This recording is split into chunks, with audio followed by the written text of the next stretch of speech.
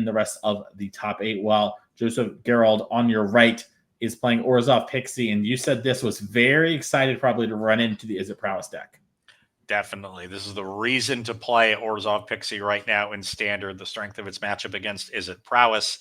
I will say Hunter's list pretty well set up in the main deck. He's on an all slick shot build. This is one of the matchups where Show Off is better than Drake Hatcher. Also has 3 copies of Into the Floodmaw. That's on the high side, and those are very important against temporary lockdown. So well set up in the main, has a very solid sideboard. So Hunter definitely not out, but he has his work cut out for him, especially with this game 1 mulligan. All right. It's close to needing 2 mulligans, but the last 2 cards were 2 copies of Spiral Buff Canal, and that made his hand. Unfortunately, his hand doesn't have any threats. It looks like 3 Sleight of Hands, Flood Maw, and he tucked the Monstrous Rage. So going to be casting these gorgeous Portal Second Age Sleight of Hands trying to find a threat. Yep. Finds a Slickshot Show Off. That is a good threat, and is going to pass the turn back. The exact card Hunter Hansen was looking for. Sets him up to plot on turn 2, and he has multiple cantrips to punish a tap out from Joseph. All right, Hopeless Nightmare comes down. The Scourge of Standard about 6 months ago, discarding a Sleight of Hand here. Picked up a Monstrous Rage for Hunter. Now, checking out Joseph's list, what kind of removal does he have for the Slickshot Show Off? There's 3 copies of Nowhere to Run, 1 Get Lost, 1 Anoint with Affliction in the main. Okay, so we have a little bit. Are any of them in hand? It looks like there is a Nowhere to Run in hand. Ooh. So this tap land here, going to buy us a little bit. That's Corey Steelcutter off the top for Hunter. So could go for the very aggressive play against an opponent who stumbled, but that would potentially expose Hunter to lockdown. That said, he does have the Flood Maw for a lockdown, so this might be a risk worth taking. All right, looks like Hunter's going to instead try to push a bunch of damage on this turn with the Slick Shot, and like you said, maybe play around the temporary lockdown and not have it be as big a deal. Swift Spear goes to the bottom of that Sleight of Hand. Yeah, Island goes to the hands, so Hunter has his 3rd land. And we could see Corey Steelcutter here just to, get a little bit of power on the Slick Shot. Hunter declines. No 3rd land here for Joseph Gerald's. Sun Pure Kieran in hand. Could be a flash and another Slick Shot Show Off here for Hunter Hansen. Now, if you're Hunter, you're really regretting not playing the cutter last turn because he has a very awkward sequence to try to trigger Flurry this turn. He'd have to play the Monstrous Rage on Slickshot Show Off into a Nowhere to Run. Looks like we are going to start with a 2-mana spell, and it's going to be Slickshot Show Off. Love it. Playing around Nowhere to Run. And if that's the card we have in hand and we have a temp lockdown, it's the next turn play with a land. It won't be that big a deal. Nowhere to Run answers one of the slow offs. Really, the question is Hunter going to cast a Monstrous Rage just to push a bunch of damage this turn? Hard to want to do that with Cutter in hand, but Hunter says, yes, I do. So this is going to be 6 coming across. All right, that's going to knock Joseph down to 11. And now the way Hunter has played this game, he's kind of gone for a mixed bag of lines. He held back on turn 3 with the Cutter, and now he's played aggressively on turn 4, and that's stranded the Cutter in his hand. He doesn't have a lot of resources left over to use it effectively. Anoint of Affliction was the draw here for Joseph. Yeah, Joseph's stumbling on mana, but this 1 Anoint is going to take care of Hunter's entire board. The Cutter not really doing much of anything at this point, and so Joseph has all the time in the world to find his 3rd land, while Hunter tries to find a stock up. All right. Immediate pass it back here. Joseph just cannot find that 3rd land. Finds a Verge for Hunter, passes back into the Floodmaw in hand. Joseph can, pick up this Hopeless Nightmare with Hunter only having 1 card in hand. You can assume it's something like Monstrous Rage, maybe, a land we're holding. Either way, we're going to get it here.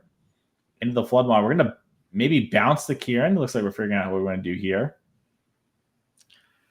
Save yourself a little bit of damage. You give Joseph an extra card later, but Joseph is not hurting for cards. He has a million cards in hand. He needs to draw lands. So that bounce spell is almost as good as a removal spell, because I doubt that Kieran gets cast anytime soon.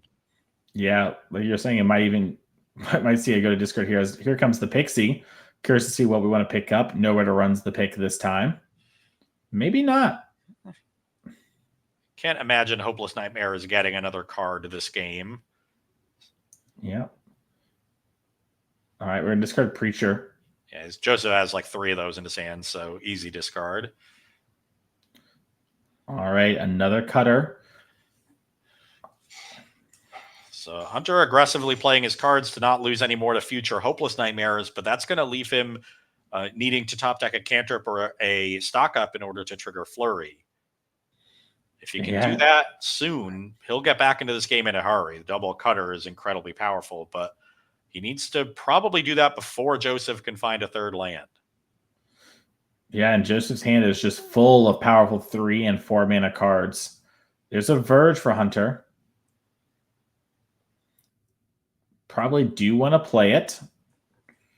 Like you talked about in some of our past rounds, there's a lot of weird lines to this deck sometimes where your stock up hits a stock up, which hits the rage you need. Yep. The draws here is the draw for Joseph.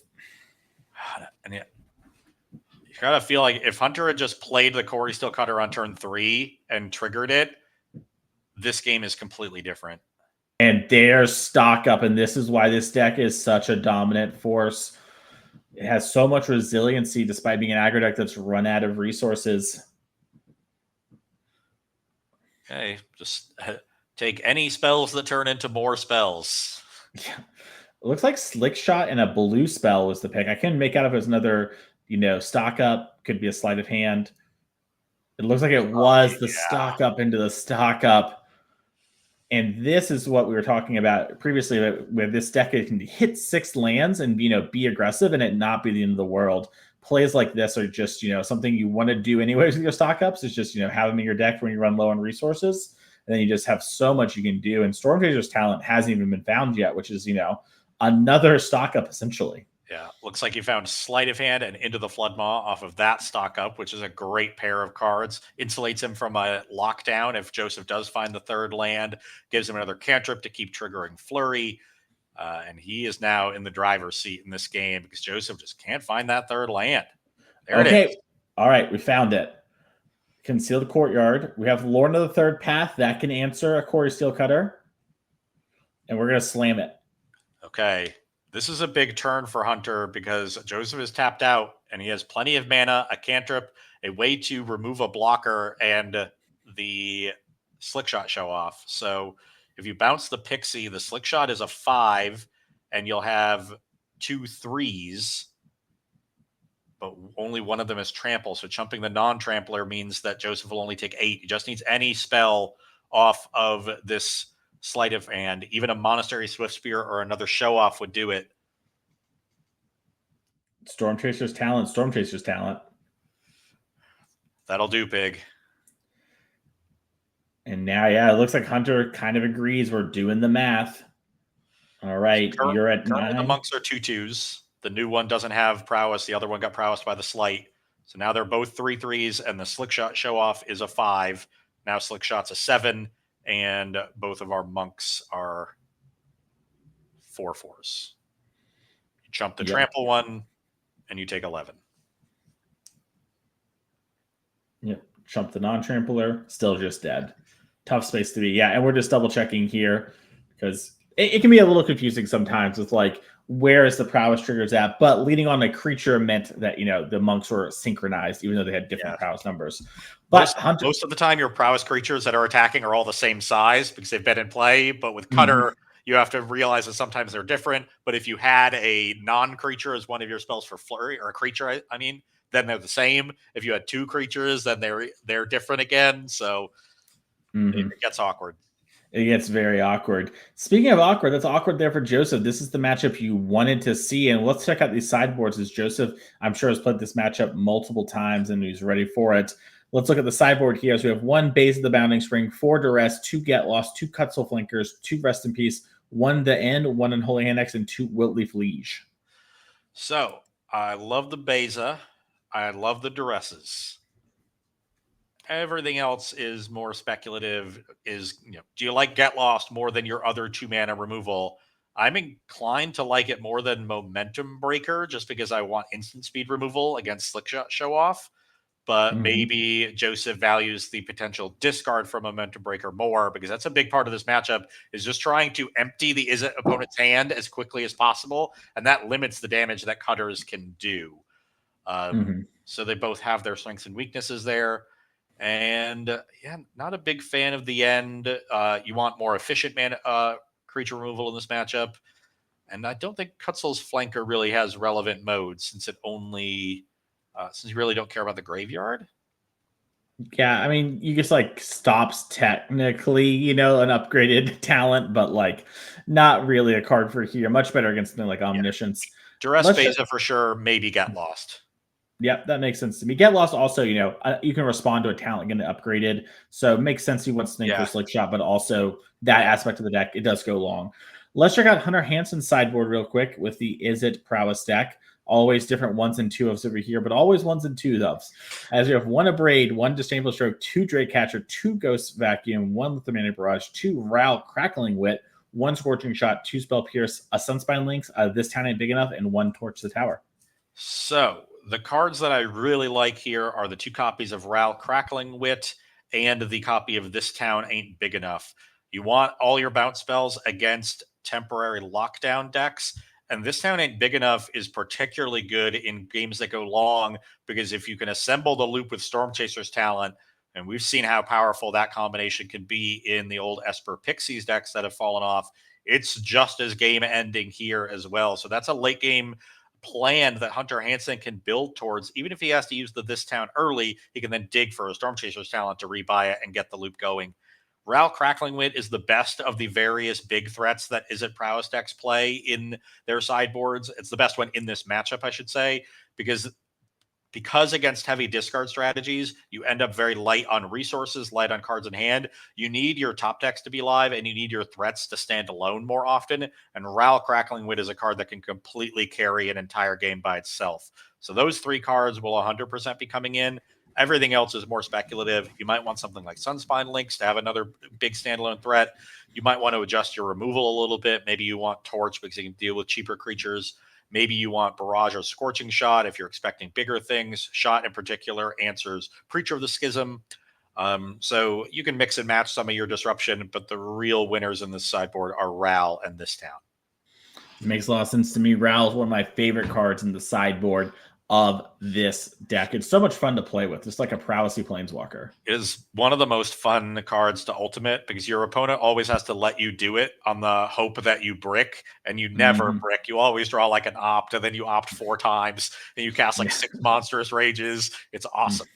It's super fun. You know what else is fun is our upcoming events. You're going to make sure to come out to those really quickly here. We're going to show these on screen. Our players are almost done sideboarding. Not going to go through it all here, but last one of season 1, especially if you're following the leaderboard, this event here, June 28th, Final Fantasy Team Seal is our Sunday event. We do have a Saturday team 10K, a standard 10K showdown.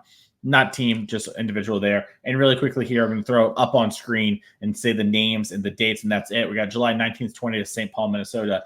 August 23rd, 24th, Lansing, Michigan. September 13th, 14th, Mundelein, Illinois. November 1st and 2nd, Elmhurst, Illinois. Lots of Magic to be played left in the year. We hope to see you at one of those events, as we hope to see a great game number 2 here as the players are finishing shuffling up. And it looks like we're getting some Oracle text on a card. I wonder what card Joseph plays that we need Oracle text for. Maybe Kutzel's Flanker? Yeah, I think Flanker makes sense. I think Whitleaf Liege would be the other one, or maybe you didn't used to play with that card, and you forgot about it. Didn't play any green-white tokens in 2008. Yeah, they just missed Hunter, It was really good in the black-white token matchup. You had bigger tokens, so that makes a lot of sense. Yeah. Hunter going to take another mulligan. Deck can definitely handle mulliganing really well. One of the big strengths, I would say, of the Is It Prowess deck. Yeah. But these are the matchups where you don't want a mulligan, because the Duress Hopeless Nightmare deck is very good at punishing it. Well, we'll have to see if Hunter can, stock up and Storm Chaser's talent and Ral away to victory. Joseph, kept a hand with a lot of really good parts to it last game, but was just light on lands and just went so long without seeing a second one that I'm curious to see, how this game plays out when we curve out a bit more. It looks like we are on another 2-lander, though. Pardon me there. And let's see if Joseph can find that third land in time. I think Hansen might not even have the 2. This looks like a 1-lander. I think it's Island, Triple Talent, Opt, Torch. I'm not keeping. sure what the last card is. Yeah, definitely a keep. I think it's a Flood Maw, so probably just tuck the Torch. You can't cast it. It might be the worst card in your hand anyway.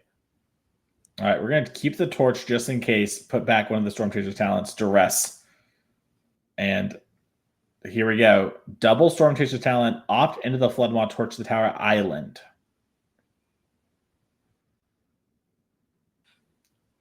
And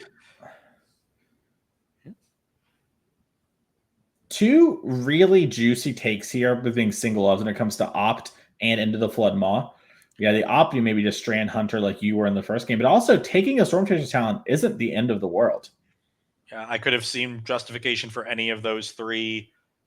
If Joseph was on a lockdown, probably would have taken the Flood Maw. So I think taking the Opt is a sign he doesn't have a lockdown for Hunter.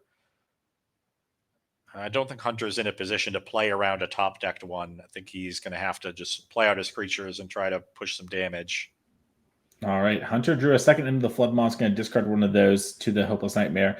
Then Pix is going to come down, picking up the Nightmare. Hunter really valuing this Torch the Tower. Yeah, I think he knows he has to get a lot of chip shot damage in with these otters. So dealing with nurturing pixies and Sun Pearl Kirans is important if that's his game plan. All right, Sunspine Lynx was seen off the Opt, bottomed. We drew Ral Crackling Wit. Hunter just repaying Joseph's kindness from game 1 here. Mm-hmm. Pay it forward. Game 3, I'll be on the play. That's when I'll get my good luck back. Exactly. It's building up that karma. Mm-hmm. Soulstone in hand here for Joseph, so we do have that. We're going to lead on the Hopeless Nightmare, though. Ral Crackling Wit, instant discard, 4 mana, way too late. Sleight of hand. 2 more looks at a land. Oh, and this is an interesting spot where we accidentally hit a card off. Joseph's seen it. We've done a little bit of opting and sliding. I know we bottomed one on the mulligan. Honestly, Ross, if I'm Hunter, I'm just taking my warning and I'm just picking my cards up. I can't win either way. Game's cursed. It's just don't waste your time. Move on. Go to the next one. It's regroup. Yeah. I think both Opts bottomed, though, right? So Hunter knows the bottom 3 cards? Well, one Opt was discarded. One Opt was discarded. Yeah, you're right. So we know the bottom 2. It should be Torch, Sunspine, Lynx in that order. So, yeah, just take the 2 off the bottom, shuffle the Opt back in, and then resolve the sleight of hand. Easy fix. Of course, both players will be summarily executed. Yep. That is the punishment for looking at an extra card, usually by firing squad. Harsh but fair. Sleight of hand. Gonna get resolved here in a second. Hunter hasn't got to see yet. So it could just be no lands and we're gonna pick our cards up.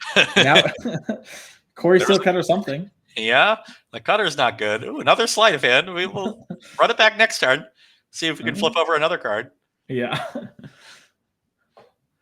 2. I was really hoping Joseph would just flash in the Kieran and trade, but it's probably better just actually to attack, pick up this Hopeless Nightmare.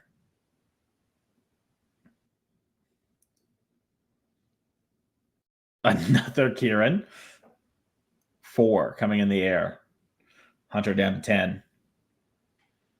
Will be dead next turn. Instant discards into the Flood Maw. Praying for this red land, this Torch the Tower. Monsters Whisper picked up. Picks the cards up as well. Can't win. Tough. No way around it. We've had 2 non-games, and now it's a best of 1. Let's play some Arena. Yeah, I'm curious if Hunter's changing his play draw, or maybe he's just taking a little look-ski poo. See, yeah, I still had lands in my deck. Okay, good. Yeah. Inside those out. Ross, what's the worst no land situation you've been in? Like, how much, did you lose like a Pro Tour invite? Just like game where I was. Yeah. You just got mana screwed. We don't have much to talk about. We talked about the sideboard, and these players are looking. They're not going to change. Just I a had a little some. game. I've had a game where I kept a no lander in the finals of an open. Okay. But I did win the match, so no harm, no foul. Okay. I've also was playing for day 2 of a Pro Tour. This was the Eldrazi Pro Tour, and I was playing Burning Tree Emissary Zoo against Affinity. We both made very good deck choices. The best deck choices. You can tell because we talk about those Pro Tours in that way. Yeah, we go to game 3, and I am on the play, and I mulligan to 4. Okay. So I'm already kind of resigned to my fate. I play a creature on turn 1. I think my hand was like 2 lands, 2 things. And my opponent plays a land and passes. I'm like, okay, not a great hand from them. And I draw the 1 Stony Silence in my sideboard for turn. Slam it onto the battlefield thinking, oh, like I've got a chance to win. I go from resigned to like sitting up in my chair when I draw it. Slam it. My opponent spell pierces it, untaps, and annihilates me. They just had spell pierce in their deck against my 35 creature deck. Yeah, but they saw the 1 Stony. Yes, and it worked. Nice. You love to see it. Yeah, that's a good one. Oof, that That wasn't my favorite. I don't have any really good low lands or getting stuck stories that I can at least remember. The one that sticks out to me is playing for my first Pro Tour. My opponent kept a no lander for Street Wraith hand as Grixis Death Shadow on the play and cycled all 4 Street Wraiths to fetch shock a Shadow into, then I think on the next turn, double Thought Seizes me and attacks for what I can only assume is 10. I don't remember the actual math, I'm basically dead. And I play my Secure Tribe Elder and they Temur Battle Rage me and I die. And I'm like, okay, that was fun. I'm going to go home now and cry. As these players are shuffling up here and dealing their hands for 7. Hunter's Torch the Tower, his best friend's in hand. Also has a bunch of stock ups, his actual best friend. Yeah, he has 2 lands. He has both colors. He has a cantrip and some stock ups. This is a capable 7. Now, Joseph, I think it's on a 1 lander, but it has a bunch of... Joseph, I need you to have some... Thank you, Joseph. Yeah. I know it was tempting with the double nightmare. I'm tempted. It had 2 1s, but it also had 2 3s and a 4. There was an Archfiend and 2 Preachers. You can't keep a 1 lander with 2 3-drops and a 4-drop. Yeah, it's tough. And that is one of the hard parts of Pixie, is that it has this powerful engine and it is theoretically really good against prowess, but it does just play a bunch of clunky cards. You got to have your land drops. And if you stumble, you kind of lose. Where with Is It Prowess, you're stuck on 2 lands. You're not in love, but it's not the end of the world. Yeah. I see Joseph's list. He has 24 lands. Most of the decks that are going up to things like Archfiend of the Dross and Preacher and Shieldred are playing 25. And I get that there's a decent number of 1s and 2s in the deck, but Nurturing Pixie and Sun Procurer aren't really 1s and 2s. They're cards you want to be able to recast the thing you bounce immediately with. They're more 3s and 4s or 2s and 3s. So I know 24 lands is stock in this deck. I think I would bump it up to 25. Yeah, I might even go to 26. Yeah, you just can't. You got a temporary lockdown on 3 on the draw, and you're going to be on the draw because you're winning game 1. 1 later, back in the deck. Joseph, I don't even see a nightmare. There might be a second land. I might have been wrong. He might have been playing a little close to the chest.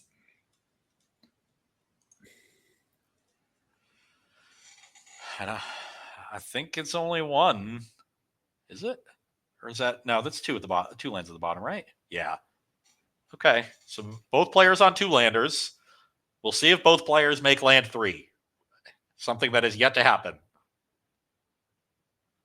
Okay. Hunter Hansen guaranteed to make his 3rd land drop. Spirebluff Canal into Sleight of Hand. Into the Floodmaw Island are the choices. Takes the Floodmaw. Little temporary lockdown play around moment. Hedge is the word I was looking for, but I said play around because I just lost the ability to speak.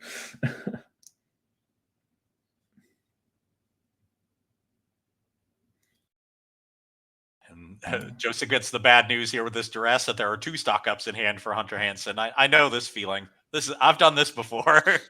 Yeah, I wonder if Joseph has to take the Flood Maw, but then you're left with the stock ups too. Like, what do you do in this spot, Ross? This game's going on forever, if you win, because you're not the one who's applying pressure. So I think you just have to take the stock up. That Look makes at the sense to card me. advantage. Yeah, you see Joseph sort of shake his head. I think he's thinking the exact thing you were there. And the land passing, Joseph, I need that the third land, excuse me, to come off the top next turn. Yeah. You Hunter has like some. your discard spells to poke a hole in your opponent's hand, take them off of a certain kind of resource. But in this case, stock up was just the best. The second stock up is the best card that you can take.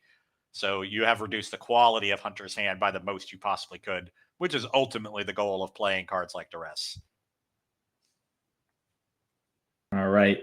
Stock up in another card in hand. Stock up into stock up, always pretty strong. Yeah. Now that he has 3 lands, he can afford to stock up on stock ups. True. In case its stock goes up. Mm-hmm. We got to get in before the tariff spend known as Duress comes in, starts ripping away at you. So we have a third land for both players. Hallelujah. And I think it's a swamp too. So I think all our colors are all right. It is a swamp. The black and white lands are the hardest for that one, but we figured it out. And now Joseph's, let's see what we can do. Temp lockdown. Okay, trying to get the lockdown down early so he can start looping in. It looks like he has a second lockdown. So I think this is Joseph trying to bait Hunter, say, I used a lockdown, maybe play all your other threats. How could I have a second one? Yeah, that would be lucky. Draycatcher coming in. Surprised to see that one still in Hunter's deck. I normally prefer Slick Shot in the lockdown matchups, but Slick Shot also somewhat weak to the black removal spells. So yeah, I honestly, my thought would have been that cards like Torch the Tower, which we just saw discarded, would have probably got trimmed, and we would have brought in something like Draycatcher just to be a body, right? Like that's what I would have expected. So I am curious how the deck changed up to hit this, as we're doing the classic Pixie thing here, and we're actually discarding into the Flood Maw. Hunter not worried about it. Yeah, wants to keep his answer to the Pixie, or is that a Monstrous Rage? The other red card. I think is that the Scorching Shot? It might be Scorching Shot, yeah, because we just drew the Quarry Steel Cutter. So Drew Cutter could opt to cut her into Scorching Shot and get in for 3, but instead wants to save that for a better target. I'm going to opt for stock up, probably try to find another torch so he can clear the path for the Draycatcher. I do see Lithomantic Barrage. That'll clear the Nurturing Pixie. There's also Talent, another Cutter, this town, and then land. So a lot of great options for Hunter Hansen here. Yeah, I'm really tempted just to take Talent this town, and then your Draycatcher is going to be bigger than the Pixie thanks to prowess or whatever, and you can shove in. It's not the end of the world. We don't need to kill this, and we just leave the Lithomantic Barrage in the deck for a Beza later in the game. But it looks like we are just going to Lithomantic here and smack in for 3.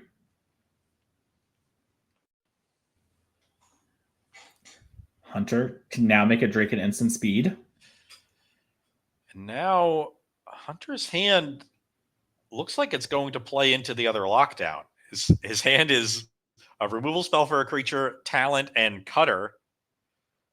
Yeah, and I think Joseph actually just drew that temporary lockdown. So I think this is the third lockdown in hand. So this one's even like sort of I'm doing what I can. But yeah, there it is, the third one in hand. So you're right. Hunter's going to play right into it and think, they have the third one. Yeah, the third one is hard to play around. Yeah, we actually could have maybe played around it by not playing this Talent and playing the second Quarry Steel Cutter. But instead, we've opted to deploy the Talent here and attack for 2. Get Lost. What's the draw here for Joseph? Lorn of the Third Path coming down. And this will likely bait out the last Quarry Steel Cutter, and the third lockdown from Joseph can clear away all of the threats. 5th land is the draw for Hunter.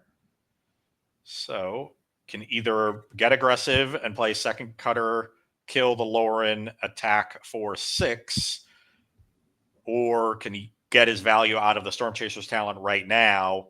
Maybe just buy back the Torch, deal with the Lauren that way, get in for 4.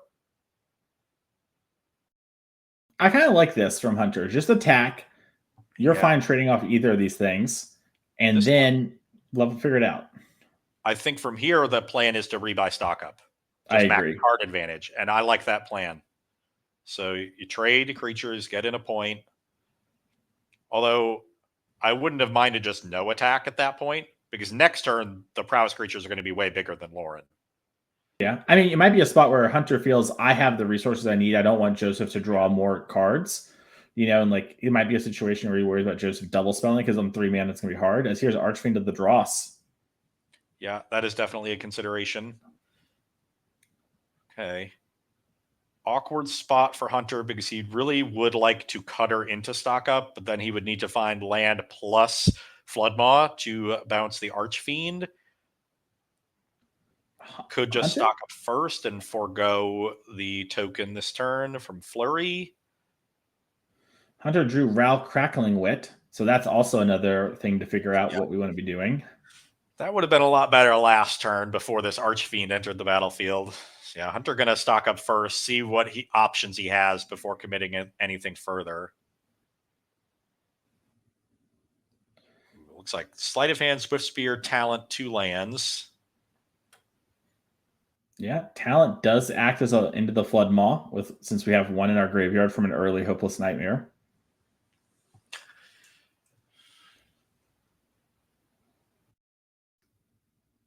Unsure what we put on bottom. So took Sleight of Hand, and I think took Riverpire Verge. All right.